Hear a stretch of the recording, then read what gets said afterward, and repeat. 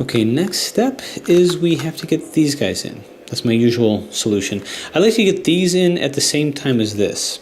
Let's go to the one that's going to be the more difficult. The white one, how about the white one? Because that's going to take the most variation. So I'm looking for the white and blue. Here's the white and blue. Turn this up here. 1, 2. And we could just easily move this in here for the purposes of orienting ourselves. So that's that. How about white and yellow? White and yellow, right over here. So that's got to make its way over here. The whole key now is to bring this to the top without doing the wrong motions. So I'm going to move this here. 1, 2. Turn. 1, 2. And bring this back so that way I don't mess any of that up. Alright. Then I can just move this here. Now I can just wheel this in exactly where I want it. Okay, so this just needs to be rolled down into here, from here. So turn, turn, turn. Okay, so again, just kind of positioning. So these are here, these are here. So now that I've wheeled it past that, I'm going to look for the blue and red, which is right over here. So let's turn this safely to here so that it's up on the top. And I'll just move this turn so that it's here and down.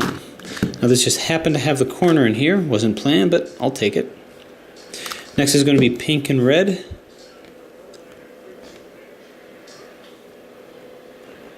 Pink and red is all the way over here, so let's just move it to the top. Pink and red is now there.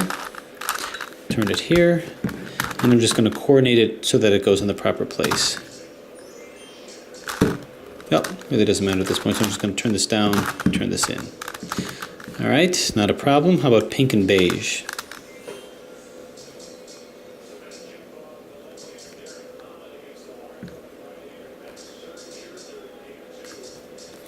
Pink and beige are right here. So, turn it up to the top, turn it here, turn this back down. Now I just have to move the pink and beige here. So move this here so that it's right next to the red. Coordinate it to where I turn it up. Bring it in here next to it and down. Again, purely Megaminx strategy, which is why I'm moving fairly quickly. Pink, red, and beige. Right over here, pink, red, and beige. First step, move it to the top. Move it in and undo whatever it is that you just did. Now we want to move this into here. The technique that I use for that, for Megaminx, is I'm going to move this down here. I got to be careful because I just have to make sure I'm not moving this motion here. So let's be cognizant of that. But I'm going to turn this here and roll it like this until this comes into here in the proper place. So let's turn, turn, turn, turn. And again, using small motions so I don't mess up other things that I may have done. This is in place, turn it down. Alright, true spirit of Megaminx solving, silver and beige. Now we got to be careful how we turn this. So, silver and beige. Right over here. Move it to the top, undo what I did. So now I have this here. So how am I going to get this down here without turning it from here? Well, that's kind of a stumper, isn't it? So let's try to do some reorienting so that we move it away from the danger zone. So why don't I ultimately just want to get this down to here. So how else can I coordinate it? What if I turn this down here so that I can access this by doing this move? Which means I have to somehow access this. I'm going to turn it over here so I can access this by doing this move. So I can have the intersection of those two over here, which means maybe I can go like 1, 2, 1, 2, 1, 2. Which would work great if this were upside down. So now at least we have something of a plan that we can do. 3. Okay. So with that said, what I'm going to do is I have to turn this upside down in order to intersect those areas. So to turn this upside down, you know the algorithm from here to here to here to here. And again. Okay. So the whole key is to find areas of intersection that does not involve this move. So that would be this move here, and this move here. So let's try that. Let's try that again. So what I'm going to do is move this down here so that I can roll it from this section. Turn it twice here. Turn this twice here. And then turn this back here. Undo some of the things that I did. Doesn't really matter from that standpoint. Turn this over here. Okay, so what did I do? Well, I put this in. But what did I not do? I didn't spoil any of these guys. All right, again, I'm not going to immerse you in algorithms for this. Too many to memorize with too many puzzles. But as long as you understood that I couldn't move it from this standpoint, so I needed a surrogate way of doing it by intersecting it between these points and these points after moving it here. And I didn't mess these guys up because they basically steered clear of all that. Let's apply that concept again to here. So silver and blue. Silver and blue's over here, so I can move this into here. So how am I going to move it down here? Well, same kind of thing. What can I safely access? Well, I can access this, and I can access this. So if I just turn this over here, turn this here, 1, 2, turn it back, 1, 2. Okay? So now this is in here. Again, more strategy, no algorithms. Now this corner needs to come into over here. So I'm going to put this over here, and I got to move this up without turning here. So what can I do? Well, it's the same kind of thing. Let's see what kind of crossovers we can access. I'm going to steer clear of this side because I've already put these in here. So why don't I just move this down? And ultimately, I want to deposit this in the middle of here. So I'm just going to move this over here twice, so that I can try to access this into here. So move this like so, turn this in, and now I'm going to do my rolling with over here. So I'm going to turn this up here, up, turn,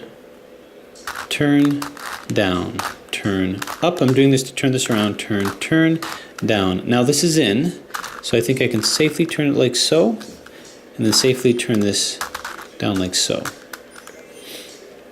So now that's in. Wow, pretty crazy stuff, huh? Rewind it, slow it down if that was confusing, but it's really just a matter of keeping perspective and turning it away from the danger areas.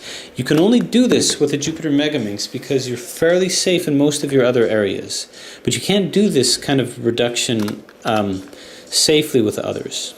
Anyway, so orange and blue, orange and blue. Yeah, right over here. So I just have to move that in. In this case, it's already moved in. Orange and purple, right over here. This should be fairly easy. Turn it here, turn this across, back, turn it here, and down. So there it is. This corner is in place, but it's not rotated correctly. So this I can do just like a Megaminx. Put it on the top here, turn, turn, turn, turn. And with reckless abandon, move it until I like it, turn it in. All right, now we're getting somewhere. Yellow, purple. Here it is over here. That's just a matter of turning it here, bringing it down. Yellow and white, right over here. It's coordinated just the wrong direction. So move it here, turn, bring it here so it's coordinated appropriately, and bring it in. All right, so this is all good.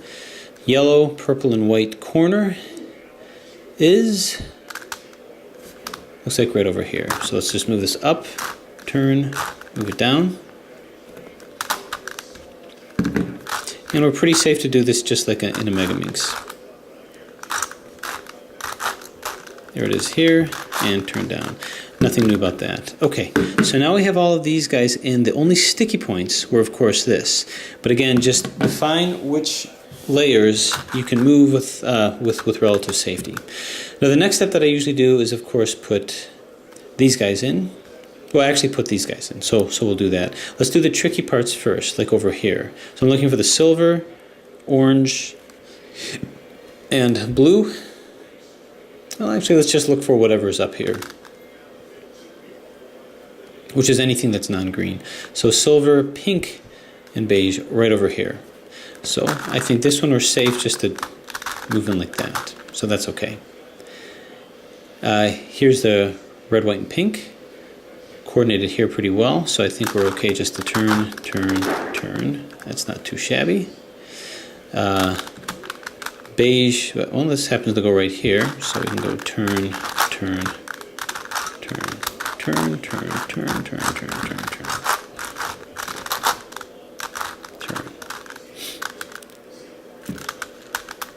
All right, what else is a non-green? Here's another non-green, which I believe happens to go right here. Oop, there it is, okay. All right, how about here? That would be over here.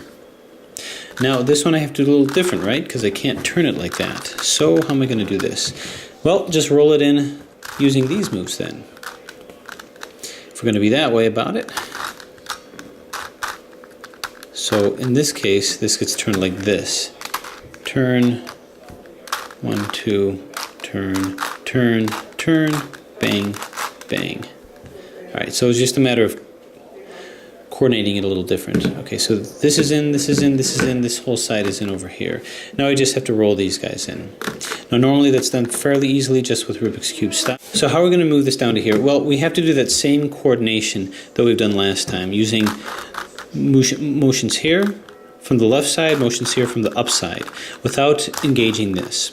Now we just do the same coordination of moving it back here. The only problem is that I can't have the spinning side, the banded side facing down. That's got to be facing up. Because ultimately I want to move it down on this side, right? So to do that, the pink has to be facing here. So I have to make sure that the pink is facing down here and the silver is facing up. So I just got to turn this upside down by the manner that we already know. So I'm just going to move this out of a danger zone, say over here. So what I'm going to do is I'm going to just bat it down to here and then move it back up by Rubik's Cube techniques. Alright, so that moved that down over to here. So ultimately what I want to end up with is the silver one up. So I'm just going to do that again, which will put this back into here, and this will come up over here.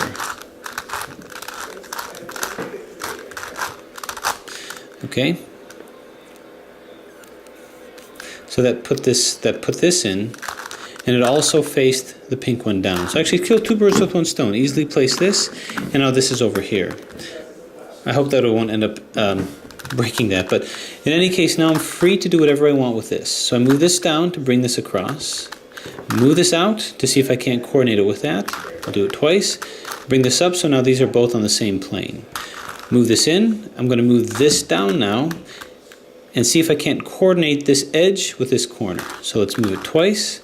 Bring it up. You can see the colors match. The colors match. I didn't do diddly squat to this. So I'm going to move this here. Again, do my L move. Bring this up and bring this down. So there you have it over there. Again, if algorithms are demanded, let me know. But hopefully you get the picture. Okay, let's do the other silver and orange. That happens to be over here. Now, bear in mind, I'm going to have to be doing this motion. So guess which one has to be facing up, which has to be facing down. The silver one has to be facing up, and the orange one has to be facing down. So basically, I want it to come up like this.